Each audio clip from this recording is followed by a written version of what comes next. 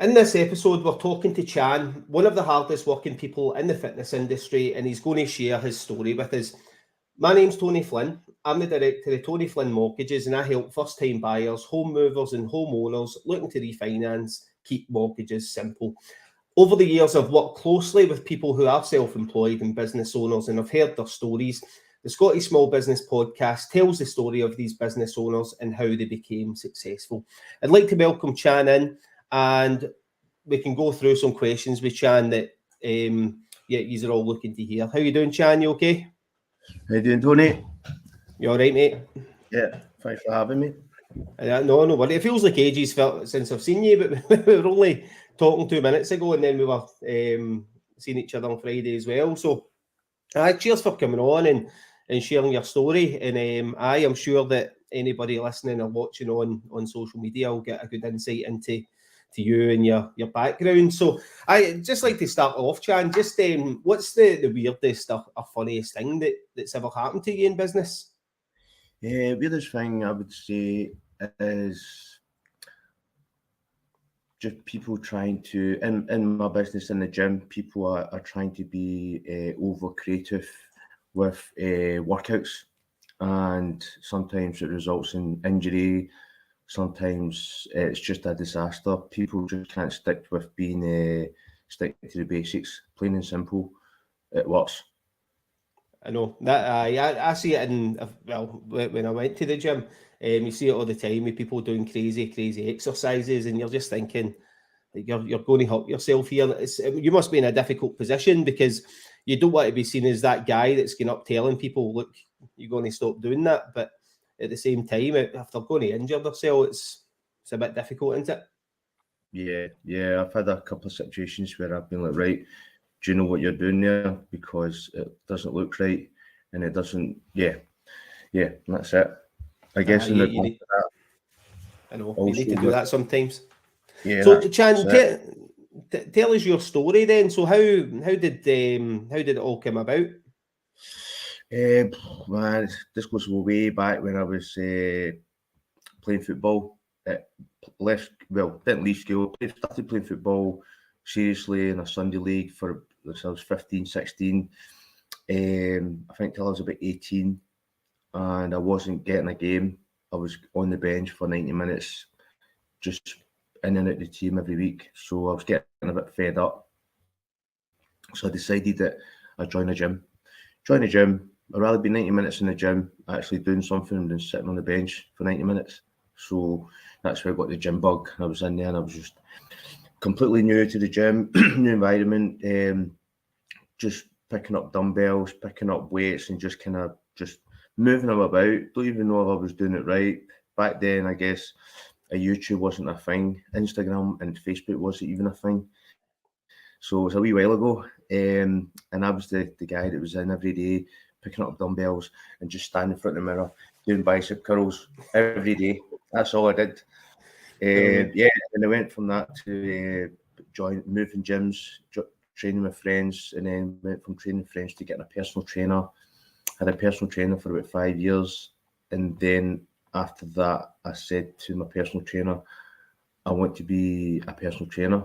I think this is my next step in my career. And he said, do it, because everything I've taught you is you've taken in and you've worked hard at it to the point where I think you'd be a good personal trainer. So, I did my qualifications. So, I reckon I was training for about 12 years in the gym. And then with that experience, I guess, as well as being at the very beginning and then a personal trainer, walked through my level 2, 3, and got a job right away. Brilliant. So would you recommend anybody that's looking to be a personal trainer to get one first and to actually train with somebody that knows what they're doing before actually diving in to get the certificates? Yes. I think there's a lot of training companies out there that will take on anyone and qualify them as a personal trainer. But I think you can become a qualified personal trainer but have no experience, which is not something that I would do. If I was wanting to become a personal trainer, I would get a personal trainer and pay them the hourly rate and get all that knowledge, because that knowledge is power. Get the knowledge and experience, and then go for your qualification. That's what Brilliant. I would do. Excellent. And you're doing well through it, aren't you? You're not just a personal trainer. You've got your own gym, don't you? Yeah. I've got my own gym in the city centre. Yeah, I was with a big budget gym for 10 years, and then I decided to go alone. Everyone that I trained, I've been training for years, and they all said they'd come with me. So I've been out there now since April. And I'm still just as busy as I was before. Just staying in the Glasgow city centre. Yeah, it's been good. Brilliant. Yeah. And doing that, is it just it's not just that you do though, ain't it? Not, are you not involved with property as well? Yeah. So I've got a long story with property. I think we'll probably need to do a different episode for that. So yeah, cut a long story short, I did property in 2008, and then I left in 2010 because of the recession and all that kind of stuff. And then it wasn't until January this year, 2022, that I decided to give it a go again. So yeah, it's been a good learning curve the last 6 months, just with the market and all that. I think it's obviously another recession coming, but it's nowhere near as bad as it was in 2008.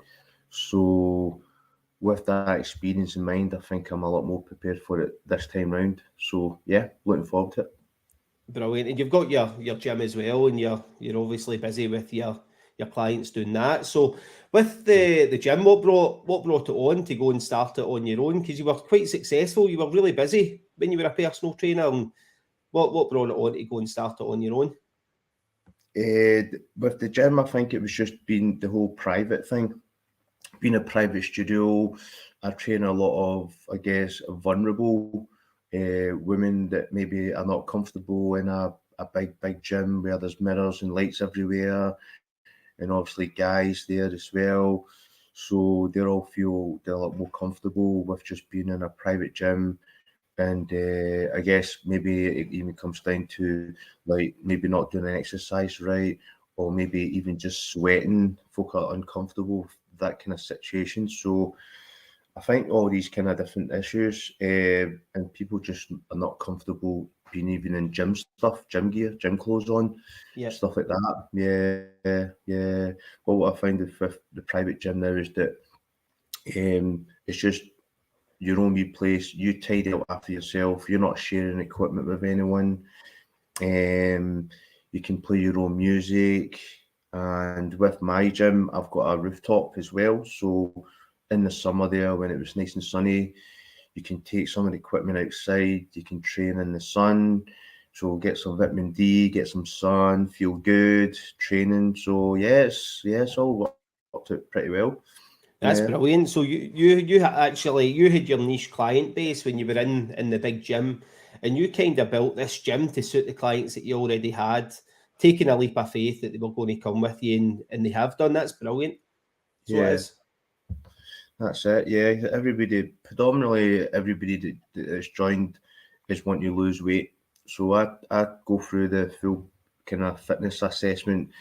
Look at exactly what they're doing to lose weight, and then I'll put them through what I call my Fitter, Faster, Stronger program, and that is generally just get them moving as much as they can without causing injury, with their level of fitness and stamina, and basically that's what it is. Losing weight is all about just burning the calories, getting active as much as you can. Let it be in a gym, let it be even just walking outside in the park or the street, and then just show them exactly what they should be eating, what they shouldn't be eating, which is actually irrelevant, by the way. If it's all about how much you eat. So that's how I always not sell people, but I pitch people on like you can lose weight by still having pizza. You can still lose weight by drinking wine at the weekend. And people are like, what's your secret? And well, the secret is about the calories.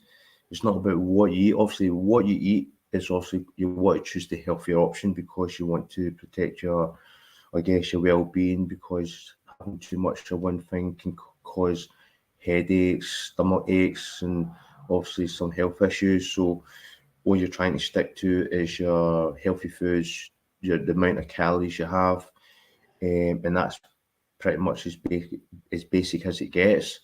So yeah, you get all these people that are selling the newest fad diet with it shakes and all these pills. It's unsustainable. I mean, who wants to drink shakes for the rest of their lives to stay in shape, or who wants to take pills every whatever it is? I don't even know now. I've got too many people come and tell me that, oh yeah, you take 2 pills here, 1 pill there, and have a shake there, and you're just like, no. I was like, we're all human beings. We're all here to chew our food and to socialise. And yeah, who wants to sit in the corner and drink their shakes while the rest of the group are having their dinner? You mean, Yeah. especially family as well, mums and dads that think that, oh, I need to have this shake, but I need to cook dinner for the wife and for the kids, and feel totally neglected, which is a shame, because with the I guess the diet industry, if you want to call it that, they're just making money on it. That's what it is. It's business, business, business. All this money, it's so many millions in the market, where it's just coming down to how much you eat. That's it. Yeah, so it's you make it sound really, really simple. As I just break it down to the calories. So you do. I think I remember it might be going back about 10 years, and I don't know if they're still going about, but there was a lot of these shake companies going about, and I think a guy that I used to work with in the bank, he was on it, and it was something like 600 calories a day. That's all that he was taking, and he was on pills, and it was multivitamins, and yeah, it was just crazy. So it was that was huge. I don't see it as much now because I'm a bit away from it. But back then when I was there was thousands of people in there, so you seen people every day, and the shakes were everywhere. Yeah. So they were. Yeah. But that's class. So it sounds as if you've got the really niche, that really independent and that personalised kind of service. But you're really busy and you're really in demand. So you're working on something else now, aren't you, with your online systems? Yeah. So I'm currently got a video series. So I did a 5-day challenge during the lockdown. Yeah. And it was quite successful. It was a free 5-day challenge, and people were signing up, and they were going through a video series and downloadable tools, resources to keep them on track of. It was for mums, drop of the dress size for mums, to keep them on track to lose a dress size in 5 days. And I would be doing a daily video. I think it was a live video every day, every second day, to go through all the kind of hurdles that they come across, and a couple of tips here and there about, again, the calories, and how to stay motivated as well. So I think what I'm going to do this time round is I'll do a 30-day challenge, where it's an actual package where people sign up to it, and over the 30 days, they'll go through a couple of different videos through the week. They'll be in a private group where they can get in touch with me, or they can ask questions, and other people in the group may have been in that situation before, where they just share their problems and their ideas and all that kind of stuff. I think that just means I can get in touch with not just people within my within the Glasgow area, I guess, just get further afield, because I've had people inquiring through your social media accounts saying, oh, I want you to do this, I want you to do that, but you're too far away, and so on. So I've said, look, if I have an online product or a service where you can go on and I can guide you through all your kind of everyday kind of problematic kind of things to help you, say, lose weight, then would you be interested? And they say, yeah, just let me know when you have it ready. So hopefully in January, get it all ready in January for the January rush. Everyone wants to get started in January, especially after all the turkeys and the puddings and all that kind of stuff. Yeah. Yeah.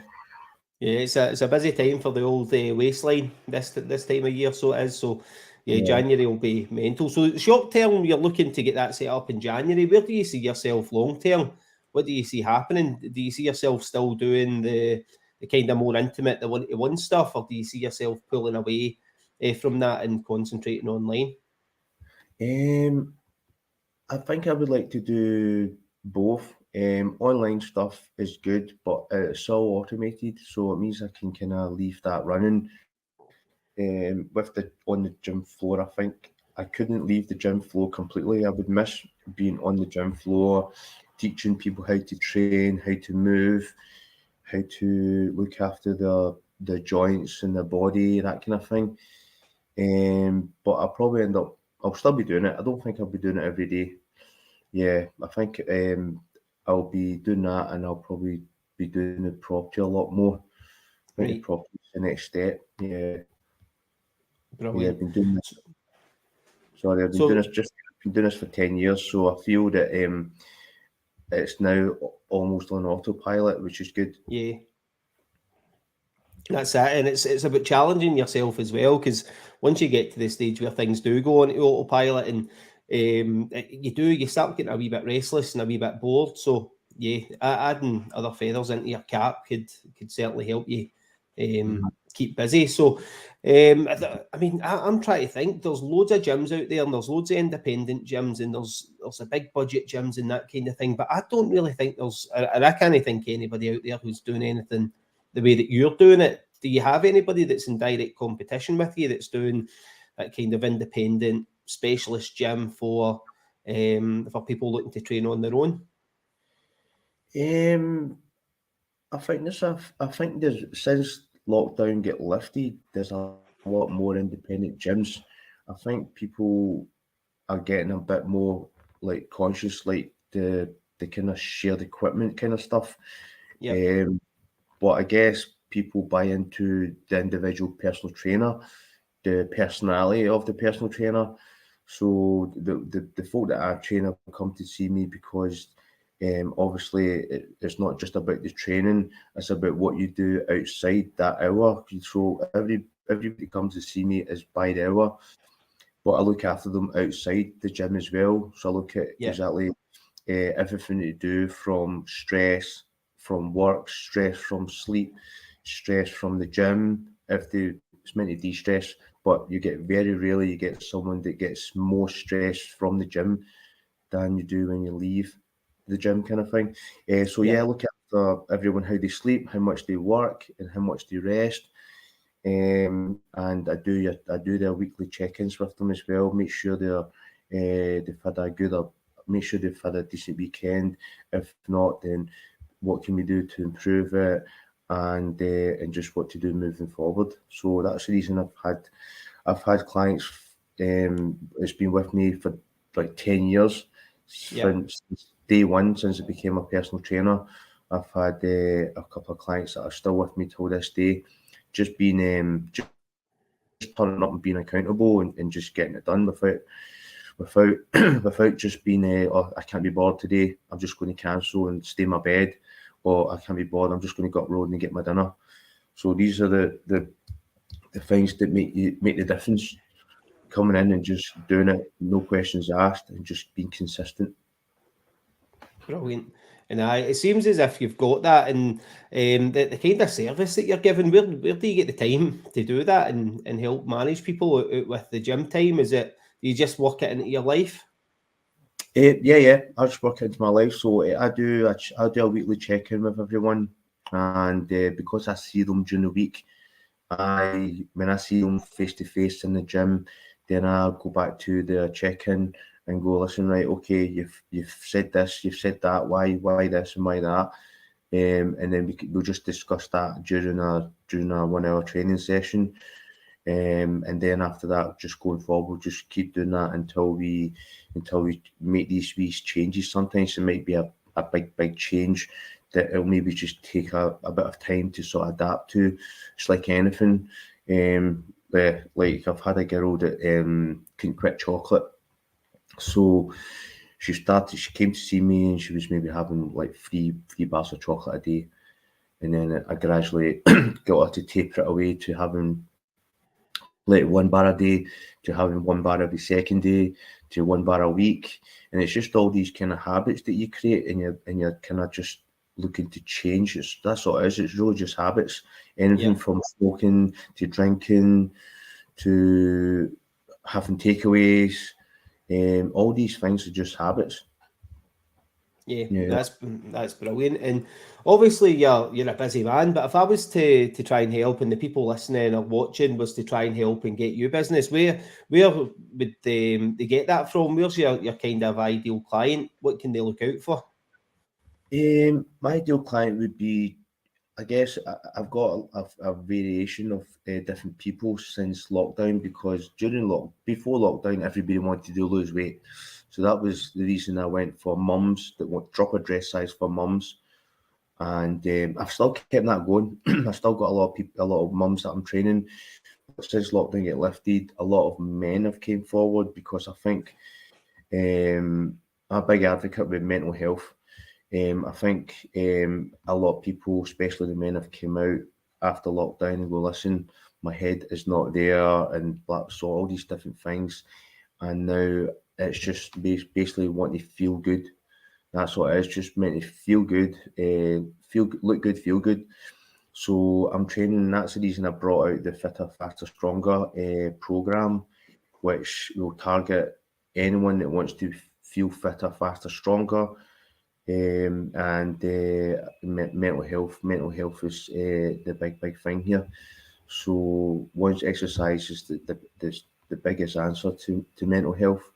Yeah. So I think anyone, especially if you're sitting inactive in an office 9 to 5 every day, you're staring at an electronic screen all day. It takes a lot out of you mentally.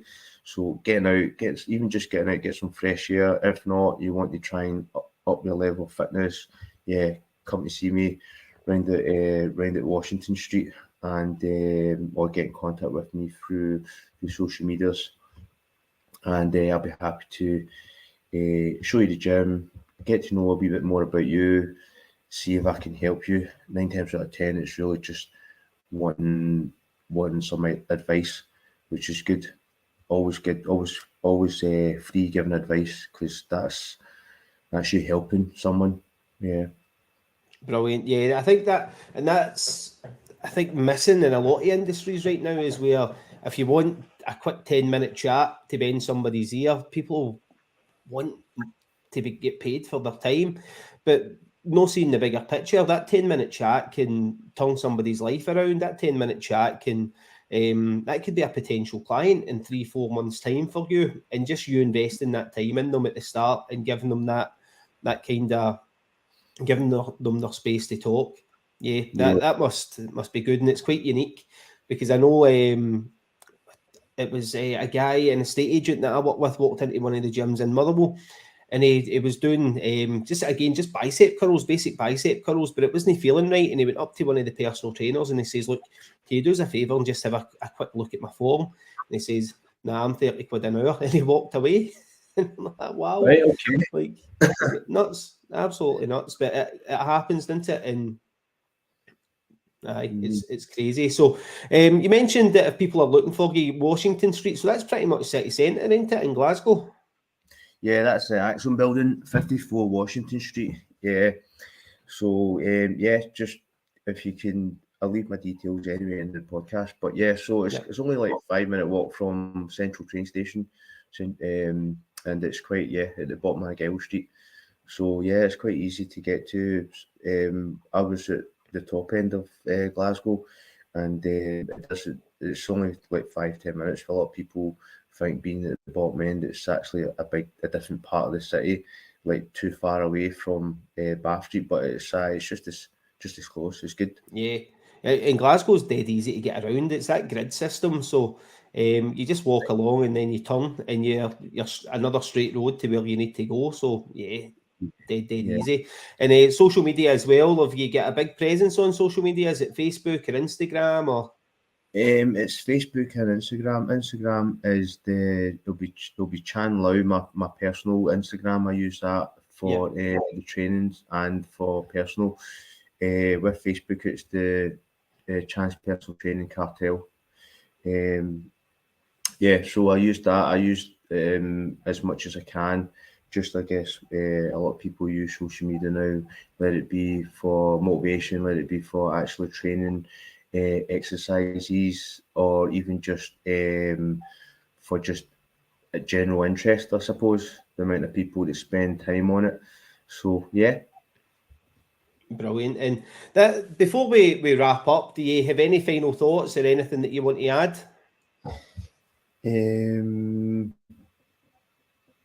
I had something earlier on, and I totally forgot. Yeah, so back to where you said that the personal trainer was saying he was charging whatever it was an hour, that kind of thing. I think, I don't know. I understand if you're busy, and that's not how you speak to someone anyway. I think I'm a great believer that you can give free advice all day long, and it's when they want to actually get coached by you, then that's where you kind of you charge. I mean, I'm out all the time. I'm out networking, whether it's social networking or whether it's just like in the gym, and I always give everyone free advice, and knowledge is power. So when you tell someone with advice for, say, lose weight, they go away and they'll implement the idea or the advice, and it works, and they'll come back and they'll say, right, Chan, I've done what you've given me advice, and I've done it and it's worked. I was like, what will I do next? What's the next step? Can I level up and get the next biggest goal?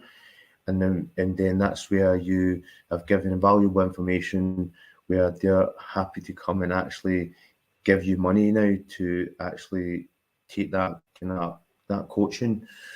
Or if not, they might tell someone, go, oh, listen, Chance told me to do this, and I've got to where I want to be. I've dropped the dress size. So if you want to look for a personal trainer, go and see Chan. And that's what it's all about. It's just giving all these free tips, free training advice. Even I think even with organising life, a lot of people are busy in life. And I think with me being busy, fully booked in the gym, and then everything outside the gym, I've got a kind of a way to sort my life out, my daily life. And a lot of people will also ask, like, you're such a busy guy, Chan, how do you stay organised? So I tell them, this is what I do, this is what I do, this, and then they go and implement that as well. So on the back of that, they go like, Chan seems to be very organised, very busy, and just that alone is enough to turn and go, Chan's got his shit together, basically. So anything I want, I'd ask him, whether it's training or whether it's just organising life, or even like the mental health side of it. I think a lot of people, mental health is a big thing now, but a lot of people don't think about it as much as back before lockdown. So yeah, I think that's a big thing. Yeah. Definitely, mate. And I think that that's the key, because I think your time is the coaching. And see, the thing is, with information that you're giving people, they could probably jive onto the internet and find it. And you just being able to tell them it really does empower your knowledge as well. And it gives them that kind of that kind of security that not only are you really good at what you do, but you're happy to share like hints and tips with people. And I think that's huge in any industry, to be able to go out there and educate people. And I think that's the key. Education is key. And then from that education, people will, as you say, get to the level, and they'll come back to you and say, right, Chan, I've took myself as far as I can go, but I need your help. And that's where the money starts trickling in. So it's all about planting those wee seeds, which is great. Mm-hmm. Yeah, that's it. It's like even myself, like if I wouldn't get to where I am now through maybe getting a coach myself, and I've had a couple of coaches. Like obviously when I first started the gym, I was out there on my own doing bicep curls for probably about 5 years before I got a personal trainer, and then had a personal trainer for 5 years, and then after the personal training, I got into the business as a personal trainer. And as a personal trainer, I've got a coach, a personal to sort out my business, a business coach. And even now, I've got a coach to coach me. It may not be a business coach for the personal training side, it's a coach for the property side, but you always need someone to keep you in line, keep you accountable. And I think the accountability for me is a big, big thing. As much as I'm motivated and want to get stuff done, there's so many shiny objects every day, especially with social media, you end up getting distracted. So if you've got a coach there, a coach there, accountable every second day or every week, then you stay on track, and that just keeps you moving, keeps the consistency. And that's with my clients with training as well. I keep them moving, keep the consistency. That's the only way you're going to get results. Yeah, definitely. I think it takes you back to that lifelong learning. So it does, but I think having accountability is key. And ever since I was, of me, even going back to my banking days, and I always took everything in. And when I went self-employed and started the business out, I've always had a coach. Right now, I'm working with a guy, and I think if you're focusing on something, it doesn't matter whether it's in your personal life or your business life. There's always going to be somebody, that one, unless you're like Elon Musk or something like that. But there's always going to be that one person that's in front of you, and they're willing to help if you pay them the right amount of money. And I think it's key. So I do. Yeah. Just now back mate. to Elon Musk there, he's just, I don't know if you ever had a coach or if he was just crazy. He's probably got he went crazy, and that's probably how he had made his money, taking these kind of really brave risks, and it's kind of paid off. Yeah, but he's obviously not done that with Twitter. Yeah, no, it's nuts, but he's some man, plenty of money in the bank, that's for sure. Yeah. So that kind of wraps it up then, mate. So I'll just let everybody know if they want to find out more information about you, Chan. I'll get your social links put onto the Scottish Small Business Podcast site on Facebook. So if anybody wants to get in touch with you, your links will be on there. So thanks everybody for tuning in. And if there's any other small businesses out there and you want to get involved, just ping us a message, and don't forget to subscribe. Cheers.